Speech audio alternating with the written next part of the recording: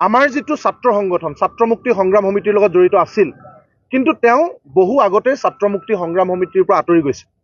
ছাত্ৰ মুক্তি বা কৃষক মুক্তি সংগ্ৰাম সমিতিৰ লগত মানস কোঁৱৰৰ কোনো ধৰণৰ আজিৰ দিনটোত সম্পৰ্ক নাই। গতিকে অনন্ত বৰগোহাঁই, ময়ূৰ বৰগোহাঁই, মানস কোঁৱৰ, ছবিৰ আহমেদ XYZ যোনেই নহওক লাগিলে তেওঁলোকৰ ওপৰত কঠোৰতকৈ কঠোৰ ব্যৱস্থা ল'বৰ কাৰণে আমি আহ্বান জনাইছোঁ। আৰু এই ধৰণে 100 জনতকৈ বেছি মানুহ মৃত্যু হোৱা এই হত্যাকাণ্ড, পোনপটীয়াকৈ হত্যাকাণ্ডৰ লগত কৃষক মুক্তি ছাত্ৰ মুক্তি সংগ্ৰাম সমিতিৰ স্থিতি একদম পানীৰ দৰে স্পষ্ট।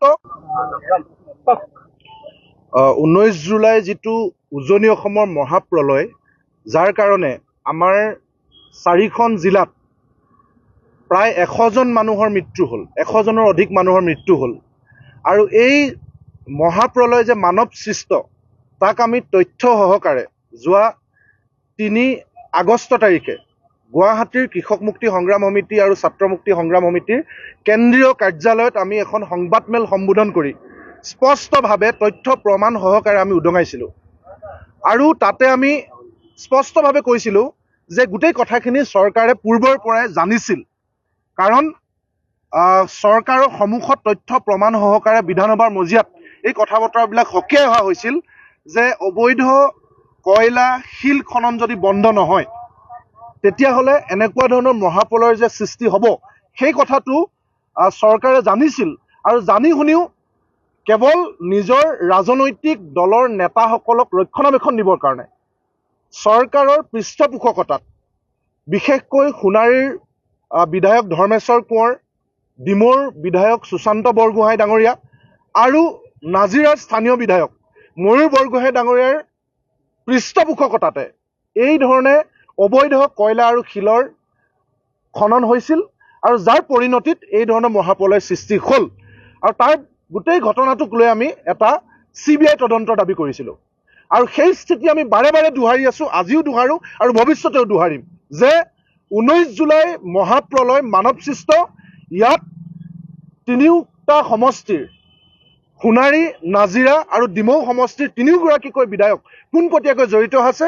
আৰু তেওঁলোকৰ ছত্ৰছায়াতে সুৰেশ কোঁৱৰ নামৰ যিজন কয়লা মাফিয়া, তেওঁ কয়লা খনন কৰে। আৰু তাতে এজন বিট অফিচাৰ তপনজ্যোতি গগৈ, তেওঁ মানি কালেক্টৰ, আৰু যোগেন মোহন ডাঙৰীয়াৰ খুলখালীয়ে ডেনিছ কুকুৰাচোৱা, তেখেত শিল আৰু কয়লা মাফিয়া। এনেকৈ আমি কেইবাটাও নাম লৈছিলোঁ। আৰু সেই কথাত আমি অটল। আজিও আমি কওঁ যে এই তেওঁলোকৰ নেতৃত্বতে গোটেই খনন হ'ল, যাৰ কাৰণে এই পৰিৱেশ সৃষ্টি হ'ল।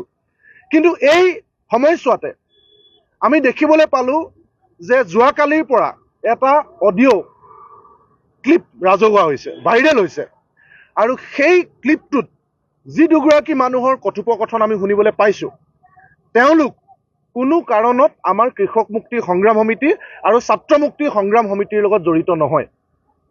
সেই অডিঅ' ক্লিপটোত যি দুগৰাকী মানুহৰ কথা হৈছে, মানস কোঁৱৰ আৰু ছবিৰ আহমেদ, এই দুগৰাকী আমাৰ সংগঠনৰ লগত কোনো কাৰণত জড়িত নহয়।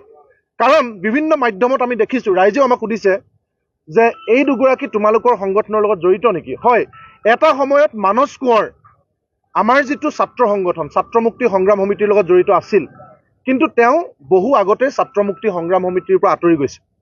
ছাত্ৰ মুক্তি বা কৃষক মুক্তি সংগ্ৰাম সমিতিৰ লগত মানস কোঁৱৰৰ কোনো ধৰণৰ আজিৰ দিনটোত সম্পৰ্ক নাই।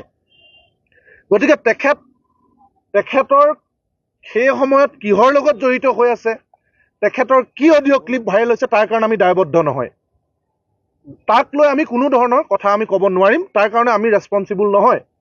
আৰু আমাৰ স্থিতিটো স্পষ্ট। সেয়া ধৰ্মেশ্বৰ কোঁৱৰ হওক, সেয়া ময়ূৰ বৰগোহাঁই হওক, সেয়া সুশান্ত বৰগোহাঁই হওক, XYZ, মানস কোঁৱৰ, ছবিৰ আহমেদ, যোনেই নহওক লাগিলে 100 জনতকৈ অধিক মানুহ মৃত্যুৰ কাৰণে যিটো বিষয়, মানৱ সৃষ্ট বিষয় কয়লা আৰু শিল খনন, তাৰ লগত জড়িত যিকোনো মানুহ, সকলো মানুহকে কঠোৰতকৈ কঠোৰ শাস্তি দিব লাগে, যোনেই হওক লাগিলে। পুনৰবাৰ কৈছোঁ, ধৰ্মেশ্বৰ কোঁৱৰ হওক, সুশান্ত বৰগোহাঁই, ময়ূৰ বৰগোহাঁই, মানস কোঁৱৰ, ছবিৰ আহমেদ XYZ যোনেই নহওক লাগিলে তেওঁলোকৰ ওপৰত কঠোৰতকৈ কঠোৰ ব্যৱস্থা ল'বৰ কাৰণে আমি আহ্বান জনাইছোঁ। আৰু এই ধৰণে 100 জনতকৈ বেছি মানুহ মৃত্যু হোৱা এই হত্যাকাণ্ড, পোনপটীয়াকৈ হত্যাকাণ্ডৰ লগত কৃষক মুক্তি ছাত্ৰ মুক্তি সংগ্ৰাম সমিতিৰ স্থিতি একদম পানীৰ দৰে স্পষ্ট। এইটো CBI তদন্ত হ'ব লাগিব। যোন জড়িত আছে সকলোকে কঠোৰতকৈ কঠোৰ শাস্তি প্ৰদান কৰিব লাগিব। তেখেত য'তে আছে যি মঞ্চতে আছে আমি তেখেতলোককো আহ্বান জনাম যে তেখেতলোকে নিশ্চিতভাৱে তেওঁৰ ওপৰত তদন্ত ঘোষণা কৰিব লাগে আৰু তদন্ত ঘোষণা কৰি তেখেতৰ ওপৰত কঠোৰ সাংগঠনিক ব্যৱস্থা ল'ব লাগে আৰু আইনগতভাৱেও তেখেতৰ ওপৰত আইনীভাৱেও ব্যৱস্থা গ্ৰহণ কৰিব লাগে যদিহে এই অডিঅ' ক্লিপটোৰ তেখেতৰ হয় আৰু যিখিনি আমি গম পাইছোঁ শুনিছোঁ আৰু আপোনালোকে যেনেকৈ শুনিছে যদি সেইটো হয় তেতিয়াহ'লে তেখেত যি মঞ্চতে জড়িত হৈ আছে আমি আশা কৰিম দাবী জনাম যে তেখেতৰ ওপৰত তদন্ত হ'ব আৰু তেখেতৰ ওপৰত ব্যৱস্থা গ্ৰহণ হ'ব।